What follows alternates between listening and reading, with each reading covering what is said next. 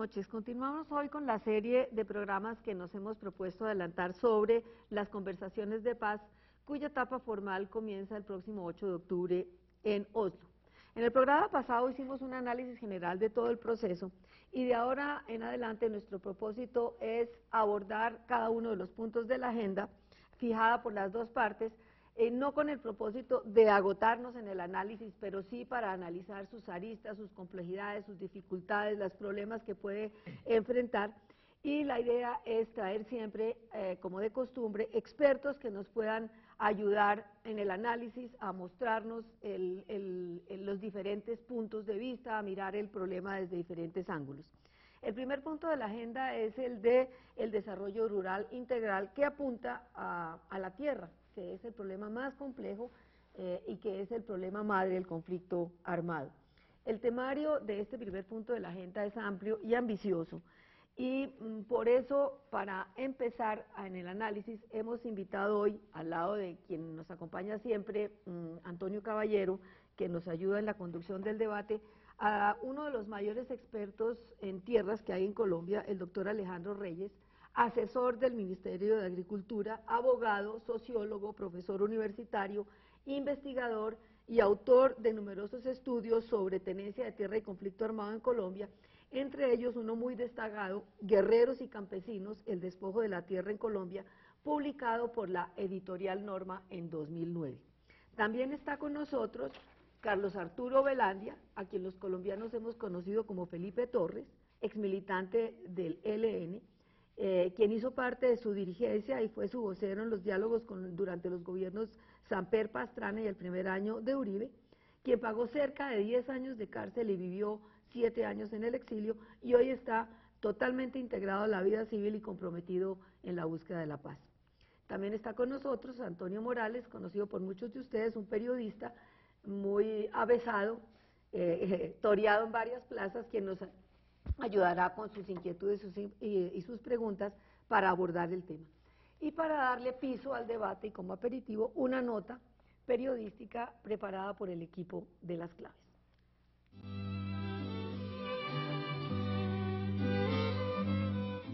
Todos los observadores y estudiosos del conflicto colombiano coinciden en que, en el fondo, este siempre ha estado ligado al problema de la tierra.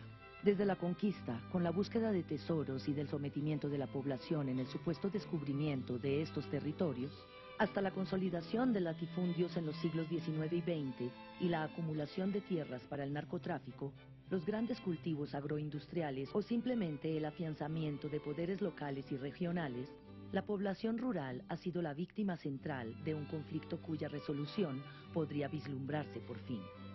El sociólogo y antropólogo Darío Fajardo ha seguido desde hace muchos años el problema rural en Colombia. No es por coincidencia que el tema agrario está en el primer punto de una agenda de conversaciones entre el gobierno y la insurgencia.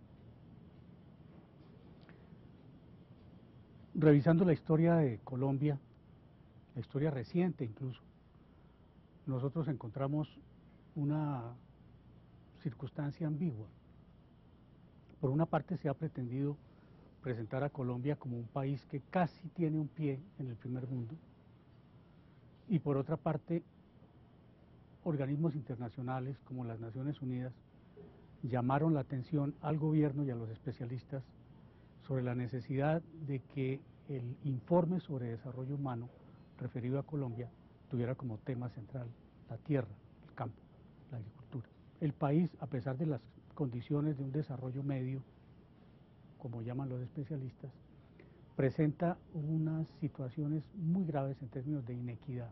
Es uno de los países con mayor inequidad a nivel mundial. Por otra parte, Colombia muestra también unas cifras alarmantes en términos de la concentración de la propiedad territorial, tal vez una de las más altas. En América Latina pues estamos junto a otros países como Brasil, como Guatemala. En términos de pobreza y de pobreza rural, Colombia presenta unas condiciones alarmantes, y en general en términos de pobreza. Entonces, al juntar todos estos elementos, al ponerlos sobre la bandeja y examinar cada uno de ellos a la luz de ese viejo conflicto de la naturaleza agraria de ese conflicto, pues comienzan a recuperarse muchos de los viejos problemas que tenemos en Colombia. Junto a algunos países del continente africano, Colombia registra la cifra más alta de desterrados por el conflicto armado. 350.000 familias fueron desplazadas por la fuerza de sus tierras en los últimos años por las mafias del narcotráfico y el latifundismo ilegal. El tema de la concentración de la propiedad territorial. Y la pregunta es ¿por qué esa concentración de la propiedad territorial? ¿Y por qué se da articulada con los temas de pobreza, con los temas de desempleo igualmente? Pues hay una respuesta que aparentemente es sencilla. Y como lo decía un especialista del Banco Mundial, Hans Binswanger, la tierra se controla para controlar la gente. Así de simple. Sobre la mesa de las negociaciones ahí está el tema del acceso a la tierra. Cómo devolver ese proceso y permitir que la población, que no va a ser enganchada en desarrollos económicos porque ya la economía no está generando puestos de trabajo, porque eso es lo fundamental en la economía mundial, la economía no está generando puestos de trabajo, hay que posibilitarle a la gente que retorne a la tierra, que produzca lo que se requiere en la sociedad. Lo que se requiere no son automóviles, no son grandes elementos tecnológicos, se requiere primero que todo comida, porque se está produciendo comida, hay capacidad de producir comida, pero esa comida en buena parte se está dedicando a la obtención de agrocombustible, es decir, hemos llegado a una situación aberrante donde se produce, pero hay hambre, donde se produce, pero se destina a otros usos que no son la alimentación.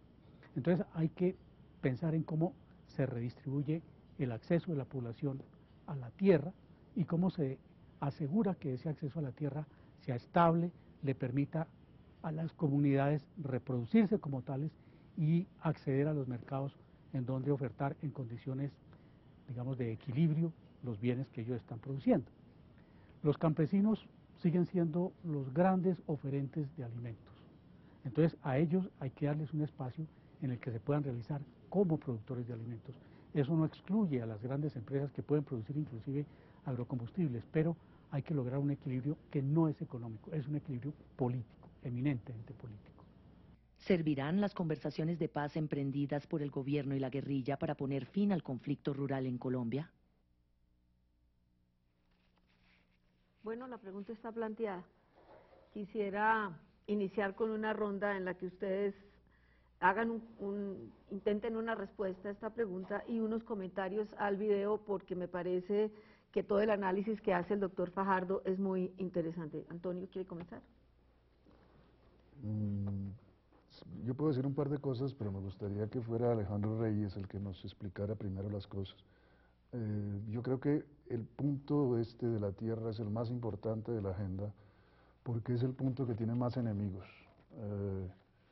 Yo creo que los enemigos debemos hablar más tarde, pues infortunadamente no vino esta tarde José Félix Laforie, el presidente de FEDEGAN, que debe haber venido y que es uno de los contradictores de la realidad ganadera de Colombia, fundamentalmente.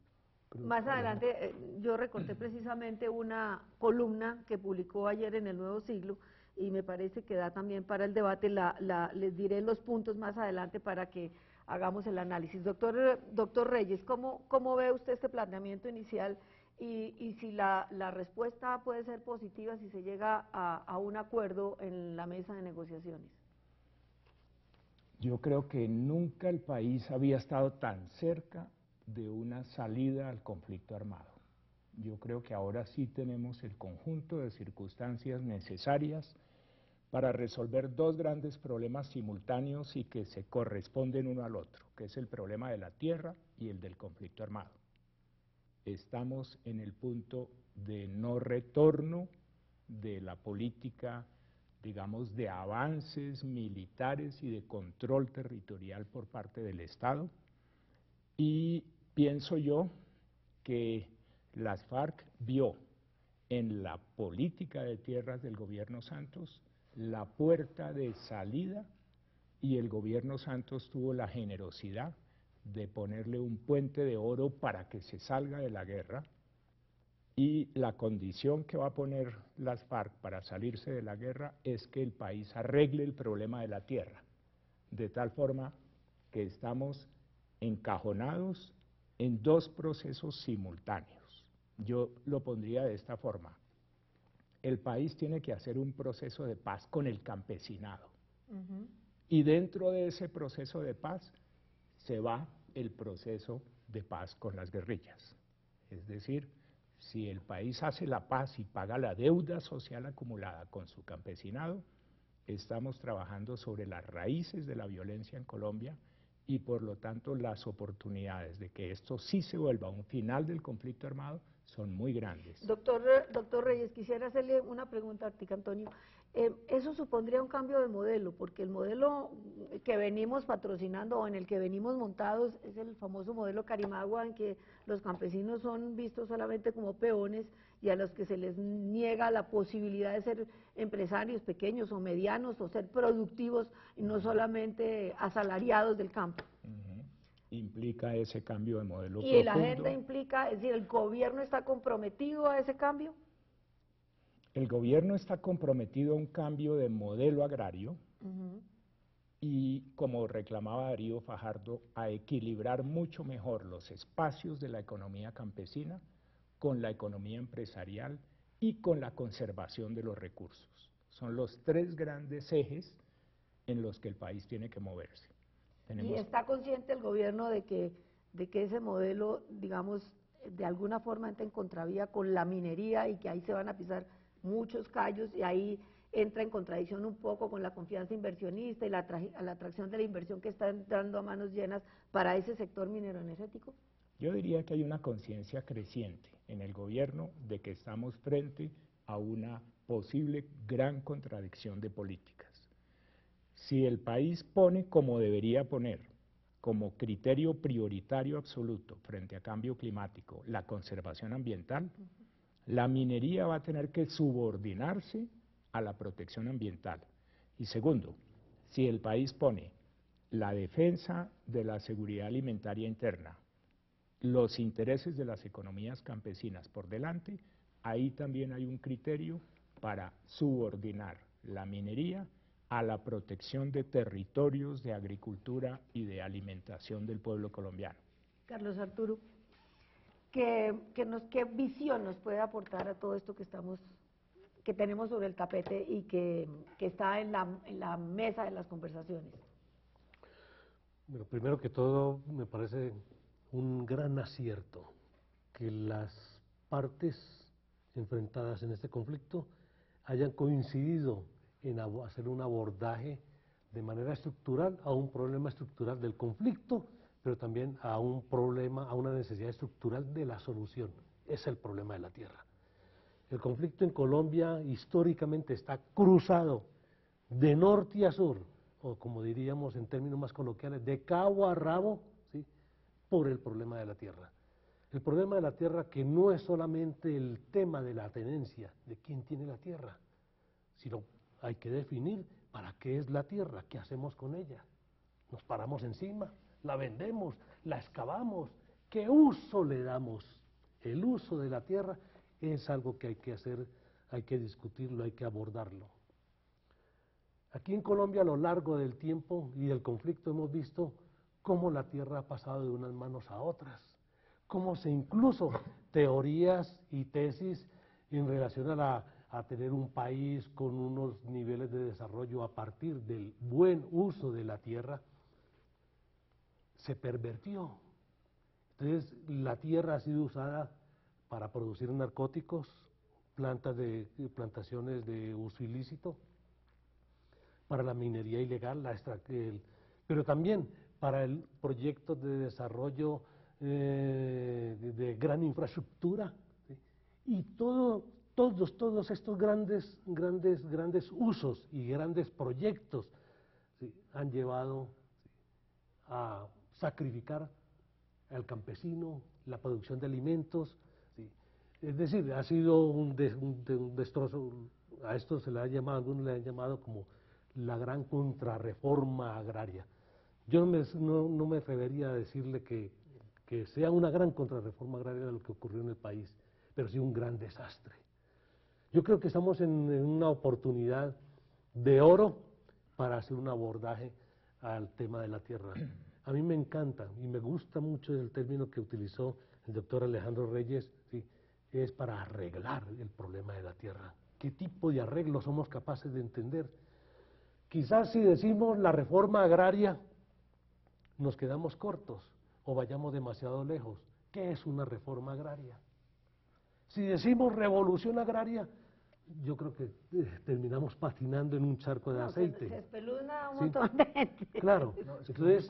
Justamente ese es el problema central del punto, que tienes los más poderosos enemigos de la propia política agraria de este gobierno, que no es una política revolucionaria, efectivamente, que no está proponiendo tampoco una reforma agraria expropiatoria como temen los grandes propietarios del campo.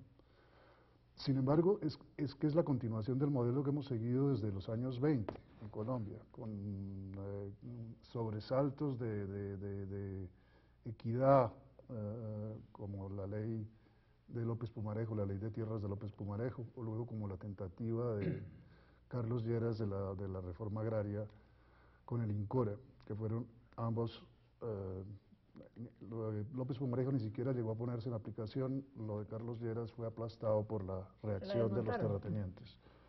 Y lo estamos viendo también en este momento, pero es la continuación de la misma política, que es una política agraria que excluye a los campesinos. El campesino sobra en el campo, y se lo ha tratado de eliminar del campo de todas las maneras posibles, incluso mediante el exterminio físico, para expulsar al campesino hacia las ciudades donde no encuentra, por otra parte, empleo en la industria, puesto que no existe y está siendo destruida también.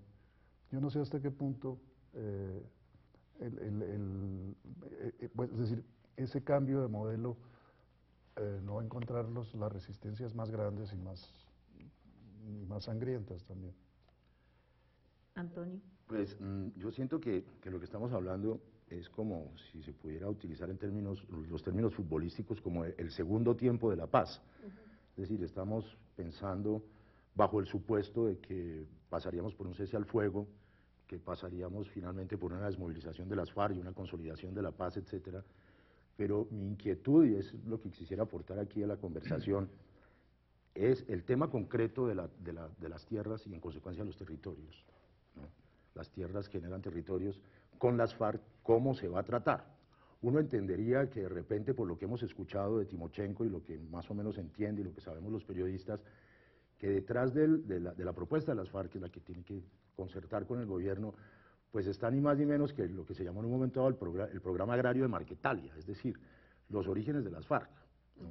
Lo que Tiro Fijo alguna vez significó de manera metafórica como las gallinitas y los marranitos, ¿no es cierto?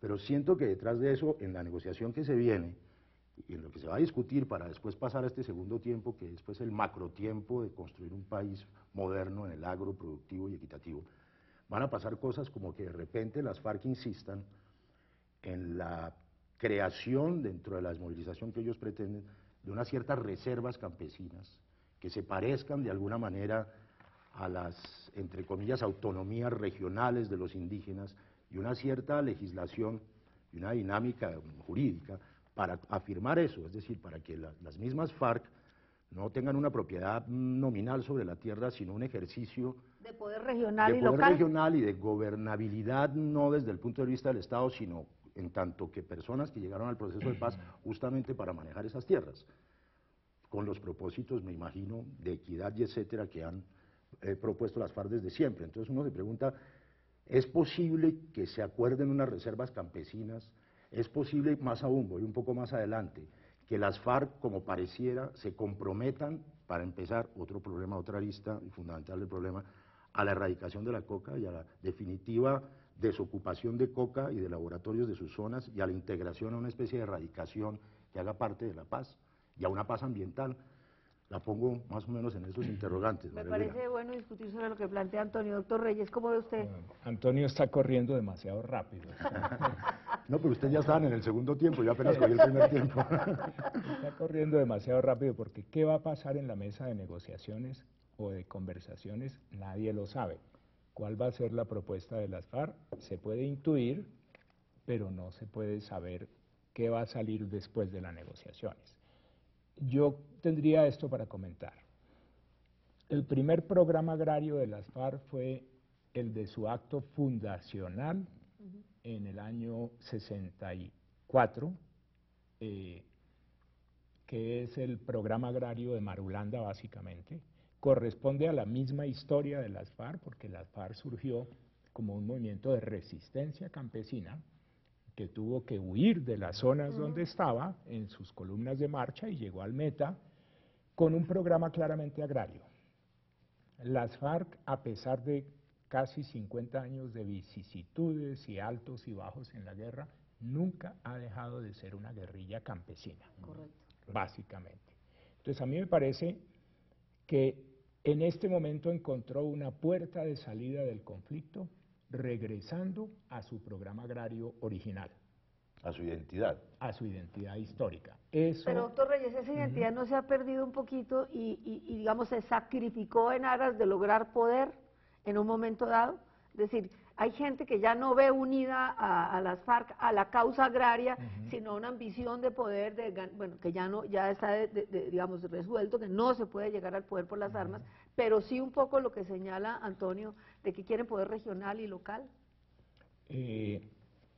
Yo creo que ese no es el marco adecuado para plantear el tema, porque quien quiera que diga que en una mesa de negociaciones en La Habana se le va a dar territorio y poder territorial a las FARC, inmediatamente salen las quejas del Caguán y dicen, claro, Pastrana entregó 42.000 kilómetros y ahora Santos va a querer entregar 400.000 kilómetros de despeje. Y eso no es. Yo diría que eso no es. De lo que hablaba Antonio Morales es de zonas de reserva campesinas que semejantes un poco a las de reserva indígena.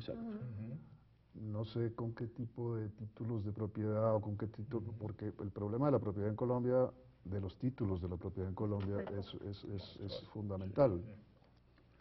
Yo diría que evidentemente no se trata de una entrega política o administrativa, pero de una entrega en el espíritu justamente de una reforma agraria. Es decir, no solamente para el campesinado que ha estado en torno a las FARC, eso es indudable, basta ver los últimos movimientos, sino para un campesinado mucho más ampliado, en unas zonas que van... porque, como dice el doctor Reyes, es una guerrilla campesina y la mayoría no querrán venirse a las ciudades, querrán precisamente quedarse en la tierra y poder... Lo que sea guerrilla campesina, yo creo que Carlos Arturo nos puede decir mucho, porque el ELN también es una guerrilla esencialmente campesina y lo ha sido siempre. Aquí con excepción del M-19, e incluso el M-19 que surgió como una guerrilla urbana, acabó yéndose al campo y firmando la paz en el campo. Y su gran fuerte fue el Caquetá agrario también, ¿no? Si me permites, retomando el punto de Antonio en el sentido en que él lo expresaba, eso no hay la menor duda. Desde el año 96, en la ley 160 del 96, quedaron creadas las zonas de reserva campesina. La idea original de las zonas de reserva campesina fue proteger el campesinado en las regiones de frontera, como el Guaviare, Pato, Guayabero, la región del Cimitarra en el Magdalena Medio, para que la economía de la gran propiedad ganadera no arrasara con los territorios campesinos. Se dijo, hay que proteger, igual que se protege a indígenas y a poblaciones negras, hay que proteger campesinado porque está en vías de extinción. El actual proyecto de ley de desarrollo rural, que ya está preparado y que está en proceso de consulta si se va a ir al Congreso, retoma el tema de las zonas de reserva campesina, le da más fuerza. La actual gerente del INCODER, la doctora Miriam Villegas, quiere darle mucho juego a las zonas de reserva campesina. Y es un punto de la agenda, además. Es un punto de la agenda. Hay una demanda campesina por protección territorial en todo el país y el gobierno está ya haciendo eso. Está haciendo los estudios preliminares para constituir nuevas zonas de reserva campesina, que son una aspiración histórica de los campesinos. ¿Cuál es la diferencia de una zona de reserva campesina a una área de propiedad libre? Que en la zona de reserva campesina no se puede poseer más de 2 unidades agrícolas familiares, 2 watts.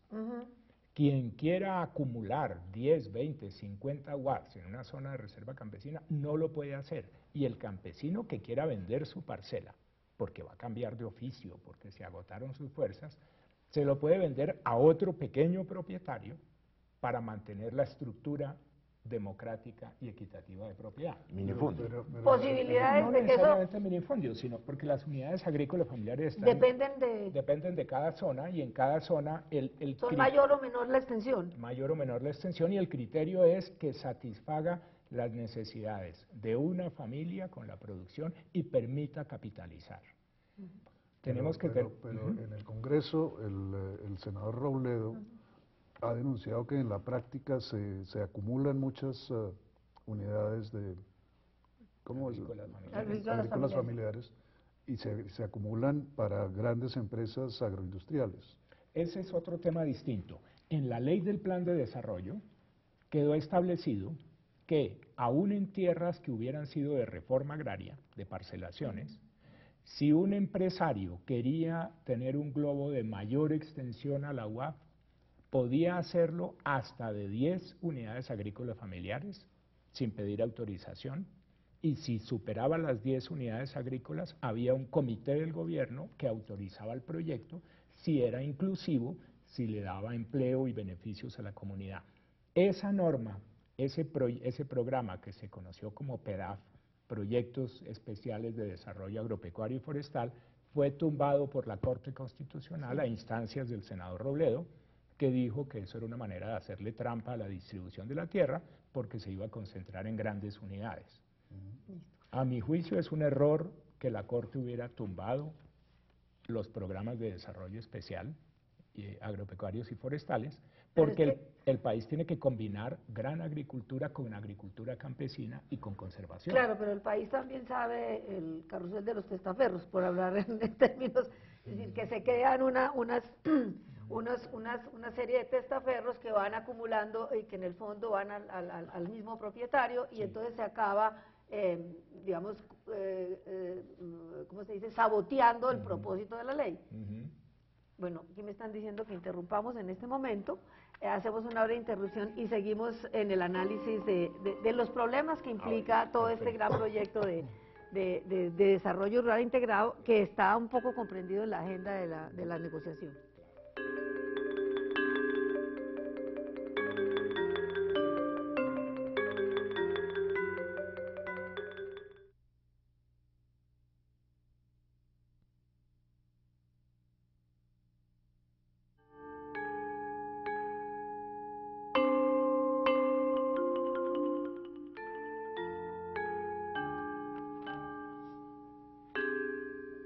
Bueno, comenzamos esta segunda parte del programa y yo quisiera iniciar con las opiniones de don Carlos Arturo, que tiene experiencia, que conoce las entrañas de la guerrilla, y que ya desde muchos años de estar por fuera viendo lo que ha sucedido en el país y lo que se nos avecina, pues me parece realmente interesante que nos exponga usted su visión con respecto a lo que hemos dicho en la primera parte del programa. Yo creo que el proceso que ya ha arrancado y que se dará continuidad en Oslo y posteriormente en La Habana, abordará la negociación fundamentalmente basado en 3 instrumentos. Hay 3 documentos, 3 papeles que se colocarán en la mesa. El gobierno tiene el programa de desarrollo rural, que ha venido confeccionando y del cual conocemos como algunos aspectos muy interesantes y que Alejandro nos podrá ilustrar un poco más. El segundo documento es la ley de restitución de tierras, y el tercer documento será el programa agrario de las FARC. Son como las 3 grandes elaboraciones teóricas y con contenidos para poder examinar el problema de la tierra, en la búsqueda de ese arreglo que tú llamas.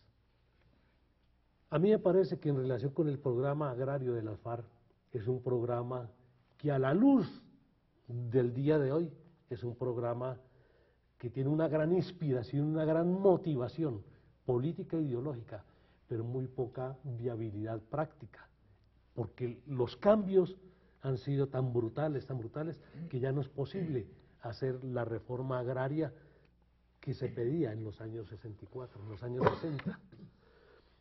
Habrá que seguramente los camaradas de las FARC tendrán la flexibilidad y tendrán la capacidad para poder modernizar su discurso en torno a la reclamación del problema de tierras. Pero también se necesita que el gobierno, su contraparte, tenga también la magnanimidad para entender lo sensible que es el problema de tierras para obtener una solución y para que haya reconciliación.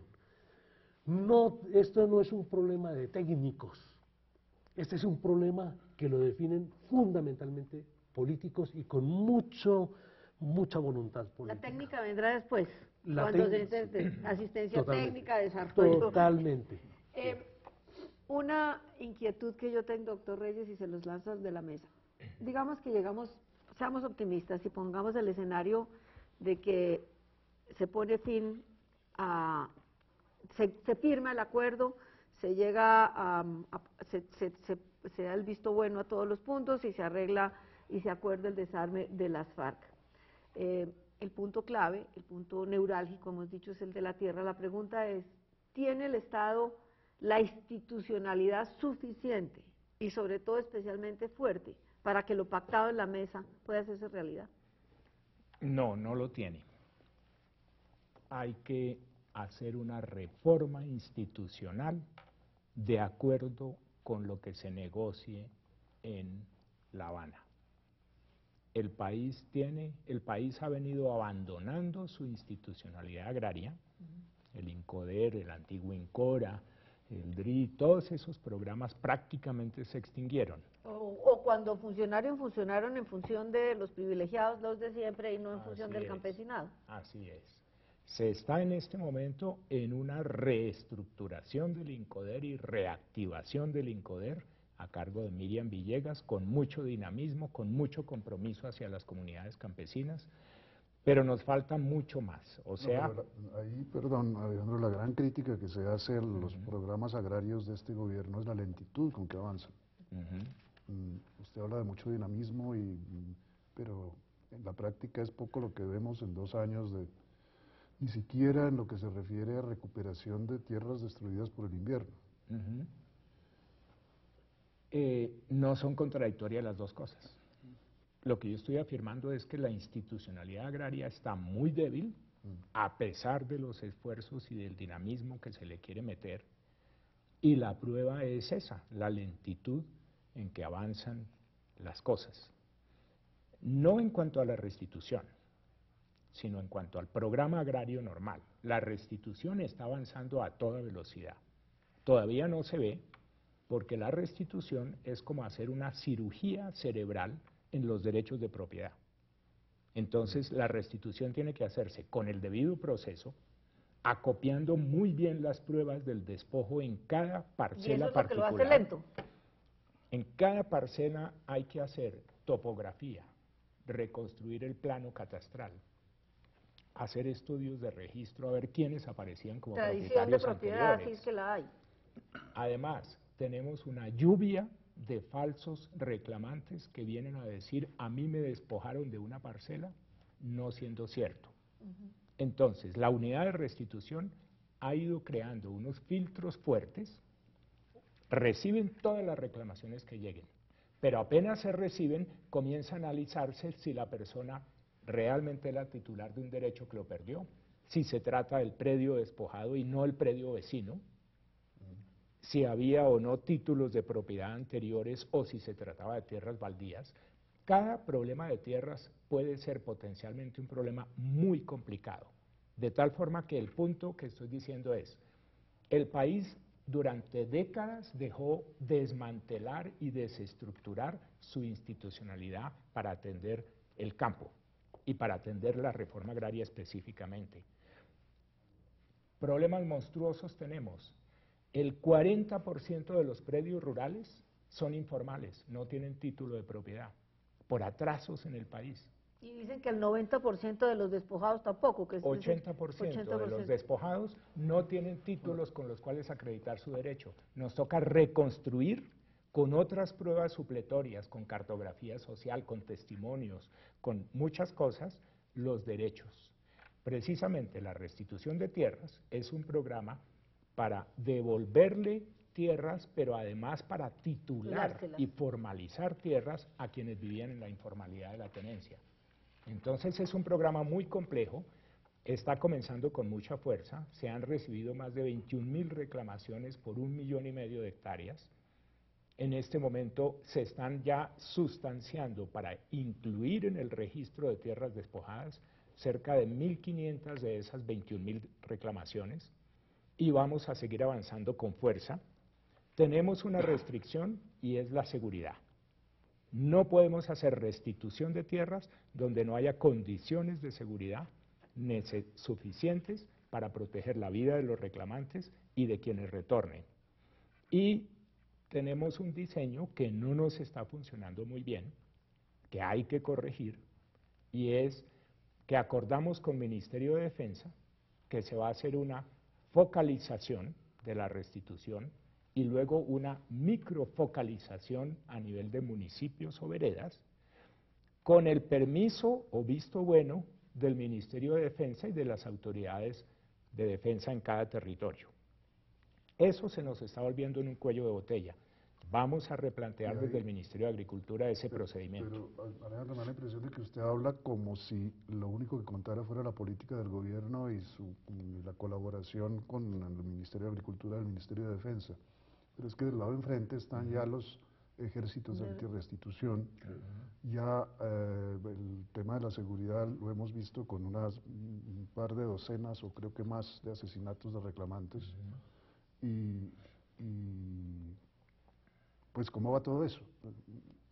Ese es el gran tema, Antonio tiene razón, ese es el gran tema del control territorial que el Estado no tiene sobre el país.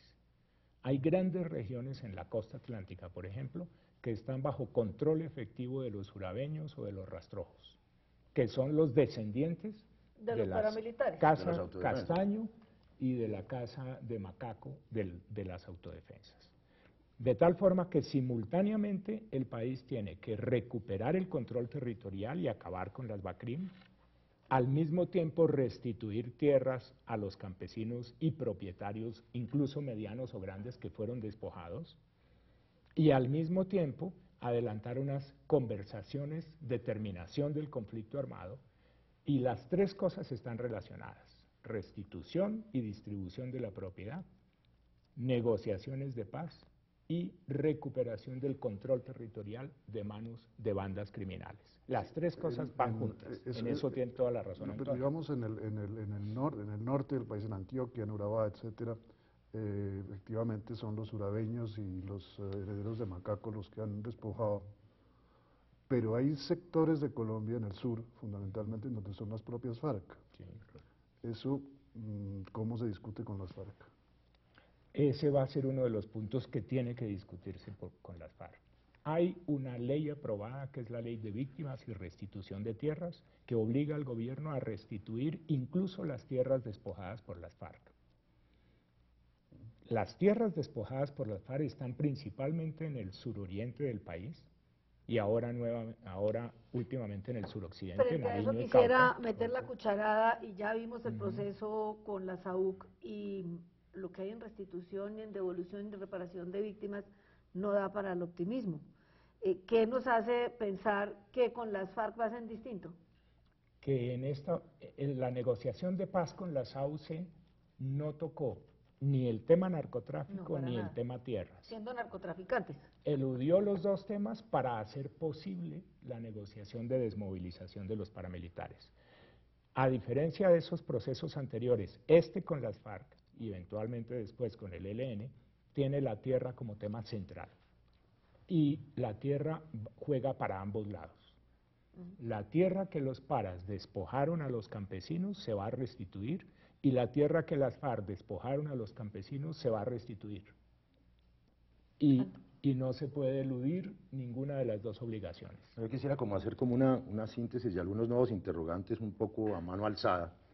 Y escuchando lo que usted dice, doctor Alejandro, uno siente que si no se soluciona eso, es decir, que si no se tiene el corazón con las víctimas y con la restitución de tierras, los 4 millones de desplazados de los últimos años en Colombia son la semilla de una nueva guerra. Uno empieza a pensar, bueno, la violencia liberal conservadora, las causas eran las mismas, los desarrollos fueron parecidos, originaron la guerrilla de clases marxista-leninista. Estos desplazados de hoy tranquilamente son una semilla de una nueva guerra que tendría unas características tan monstruosas como la de hoy, que es una guerra estable, donde aparentemente hasta este momento no ha habido ni vencedores ni vencidos, ni nadie que la gane, que es una monstruosidad ética gigantesca. La perdemos. Sí, y en ese sentido pues anotaba eso, pero me parece que hay como lo sabemos todos, hay un eje transversal que atraviesa todo este asunto, que es justamente la coca. La coca está en la tierra, en tierras no necesariamente de la mayor productividad, pero que genera unos problemas de territorio, unos problemas de violencia, unos problemas de adaptación, unos problemas de retorno gigantescos, como lo estamos señalando con las BACRIM. Entonces, ¿qué pasa con la coca? ¿Cómo sería la posibilidad de negociar la erradicación, la complicidad, en el buen sentido de la palabra, de las FARC con el Estado en el futuro para ocuparse de esa erradicación? Y otro tema que me asalta, porque conozco que es de grandes dimensiones, es que hay unos millones de hectáreas en baldíos de la nación, sobre las cuales hay los mismos problemas jurídicos y judiciales que usted señalaba con respecto a las zonas para la restitución de tierras. ¿Cómo siente usted que opera todo eso de la coca, los baldíos y esa nueva interrogante que se le ofrece al país agrario? Es muy interesante que en los puntos del acuerdo que se firmó en La Habana aparezca el narcotráfico como uno de los puntos. Y uno se pregunta por qué ponen el narcotráfico si es un cuello de botella de cualquier negociación de paz. Justamente porque lo es. Correcto. Entonces, yo diría esto, para responder la primera de tus preguntas. Los cultivos de coca yo los concibo como la última fase de la colonización campesina. Campesinos expulsados a una periferia selvática, lejos del mercado. Frontera agrícola invadida. Frontera agrícola, donde ningún producto tiene valor en el mercado a esas distancias. Y aparece un producto con alta demanda internacional, a buen precio, donde los compradores van hasta la granja del campesino a recoger la pasta o la hoja. Entonces, fue una manera de refinanciar la última etapa de la colonización sobre tierras que son de muy baja calidad, muy pobres, donde no hay ningún producto legal que pueda competirle. Entonces, la única solución que tiene el problema de los cultivos ilícitos en Colombia es un ordenamiento territorial de la población. ¿Qué nos pasó? Se nos desbordó el poblamiento campesino hacia una frontera donde apareció mágicamente un producto que rescata la economía de esas zonas periféricas. Entonces nos toca replegar las colonizaciones coqueras, traer ese campesinado cultivador dentro del mercado. Aún a la agroindustria. Aún a la agroindustria, darles tierra, darles propiedad de la tierra, cerca a una carretera, cerca a servicios de salud y de educación, de electrificación, de comunicaciones, para que tenga sentido la producción económica de los campesinos. Pero es lo contrario de lo que se ha venido haciendo. Digamos, uno de los elementos de la expansión de la frontera agrícola es la persecución de los cultivos ilícitos. Se fumiga o se erradica manualmente y los campesinos van más lejos, talan más selva. Eso tiene también que ver, obviamente, tiene consecuencias ecológicas cada día más graves. Uno de los acuerdos debería ser sobre la erradicación, el cese de la erradicación o el cese de la persecución, digamos, a los campesinos cocaleros, que entre otras son buena parte del apoyo social que tienen las FARC en esas regiones. Claro. Carlos Arturo, ¿cómo ve todo esto? Claro, así es, estoy de acuerdo. Me ha gustado oírlo. O el cese del cultivo, que es otra fórmula mediana. Pero para eso tiene que haber programas de desarrollo, es decir, vías, accesos, créditos, subsidios, cooperativas de acopio, es decir, garantizar que sembrar papa o, bueno, en esos sectores yuca, pues va a ser... Obviamente que este tipo de iniciativas son iniciativas que se construyen a largo plazo, pero en el muy largo plazo, porque no es un programa cualquiera. Eso de acortar la frontera agrícola a través de un proyecto colosal, diría yo, que no es siquiera no es un macroproyecto, es una cosa colosal, la frontera agrícola colombiana, para atraer al campesino y que se vincule al desarrollo, podríamos decir, legal, normal y agrícola, no depende única y exclusivamente de la voluntad de los colombianos, depende también de otros factores, el Tratado de Libre Comercio nos lo permite, ¿sí? Habría posibilidades de desarrollo agrícola para incorporar a estos campesinos a ese desarrollo y tener posibilidades de éxito, ese es un elemento. El otro problema es cómo juega, ¿sí?, el tema pues, del consumo, ¿sí?, en los países consumidores. Mientras allí no se intervenga el consumo, siempre va a haber la tentación de proveer, ¿sí?, a estos consumidores. Si los Estados Unidos no le meten la mano de manera estratégica al consumo, será un estímulo para que países y en estas regiones donde hay mucha desestructuración y poco control se siga produciendo. Carlos Arturo, pero déjame hacerte una observación. Estando de acuerdo con lo que estás diciendo, precisamente por eso el presidente Santos en la cumbre de Cartagena planteó el tema de la revisión de las políticas antidrogas para ganarle un margen de maniobra al gobierno colombiano en la mesa de negociaciones de La Habana. Por la misma razón, el presidente ha venido poniendo las piezas claves desde hace 2 años que hoy cobran sentido en una gran negociación para ponerle fin al conflicto armado. Es obvio, y en eso yo adhiero y me convenzo de la tesis que Antonio Caballero ha sostenido hace muchos años, que en materia de narcotráfico Colombia está en una trampa sin salida. Es una trampa sin salida porque la lucha contra el narcotráfico valoriza la mercancía y por lo tanto aumenta el incentivo para entrar al negocio del narcotráfico.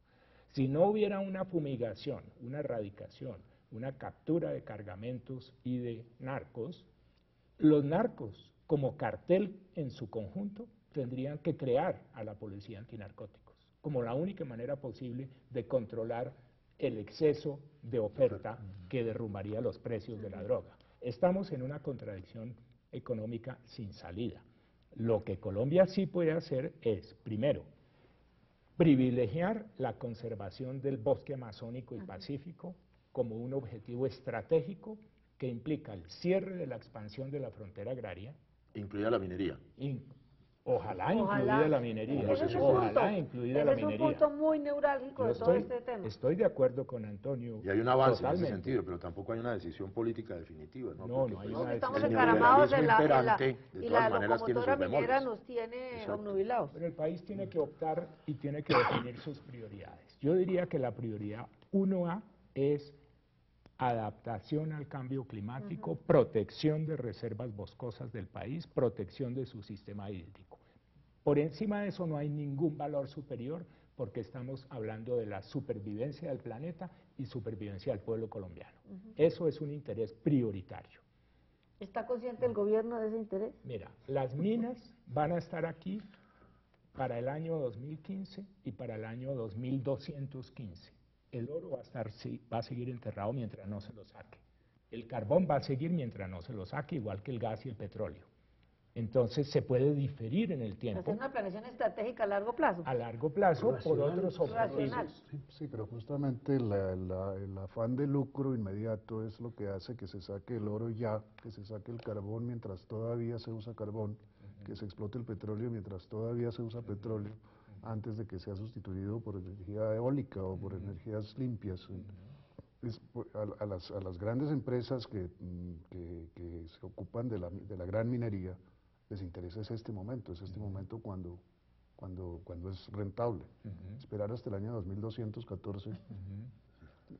Pero ya estamos fosilizados, ya somos petróleo nosotros mismos. Antonio, mire usted el recambio que se produce en la ilegalidad, y es que ya es clarísima una tendencia de muchos sectores de las fuerzas militares ilegales que se han dedicado a los carteles justamente de la minería ilegal. Claro, es que la nueva coca dicen es la minería. El coltán, el carbón mismo, el oro sin duda, es decir, que se está lumpenizando, como decíamos en otros tiempos, también la minería. Extraña en ese sentido, y en eso le preguntaría a Carlos Arturo si algún día el ELN llegara a la mesa, que el tema de los recursos naturales no está en la agenda, digamos, aunque sea tangencialmente la de la tierra, porque es que el problema de la tierra trata con la minería, se tropieza con la propuesta de la locomotora minera.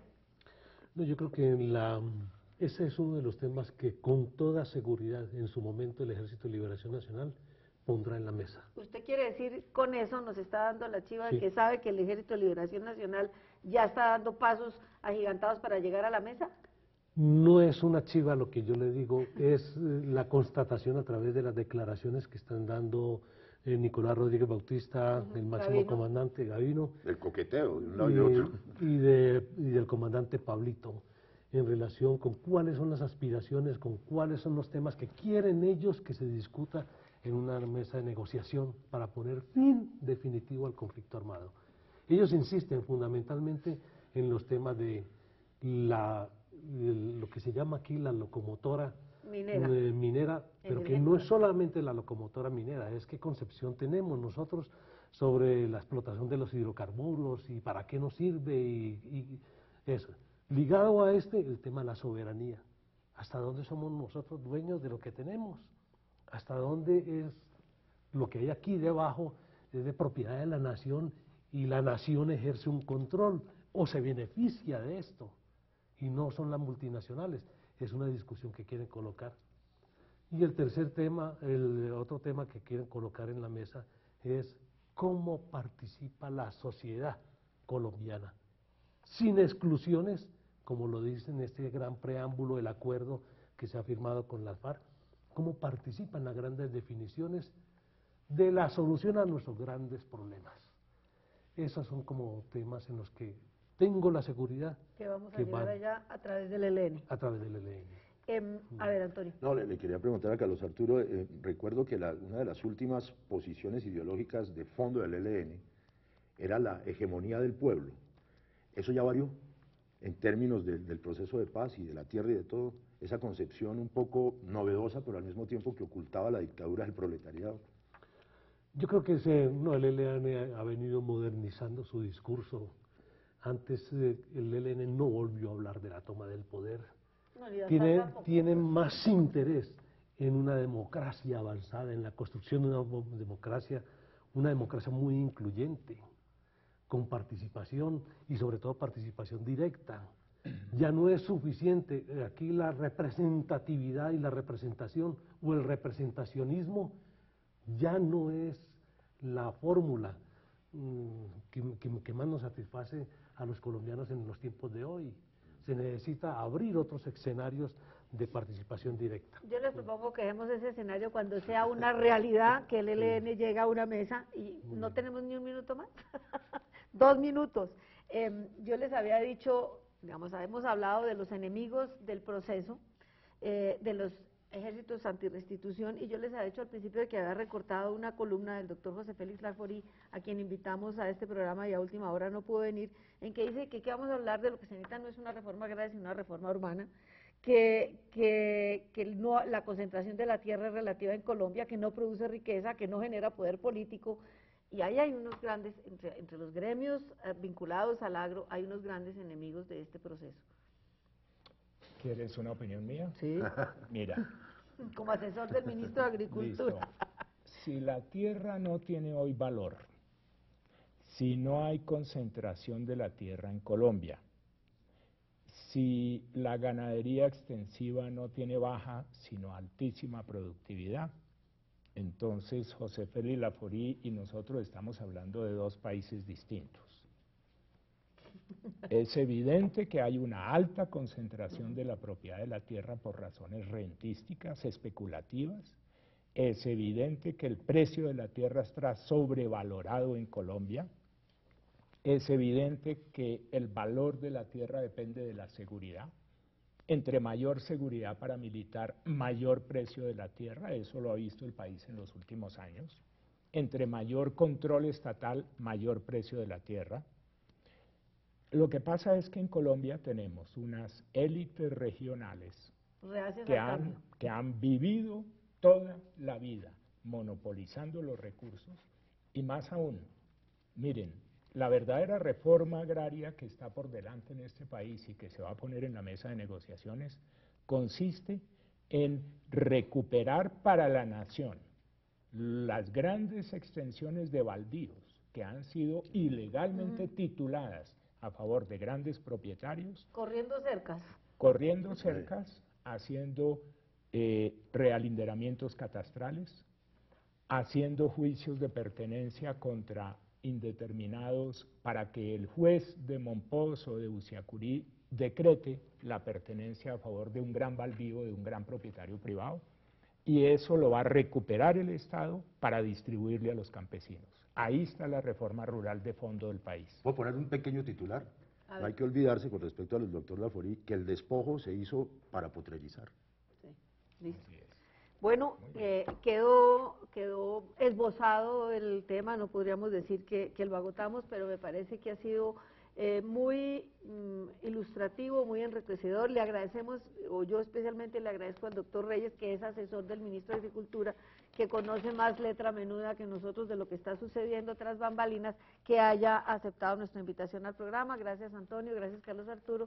Y con Antonio les agradecemos que nos hayan sintonizado. Los invitamos el martes a la misma hora para otro programa.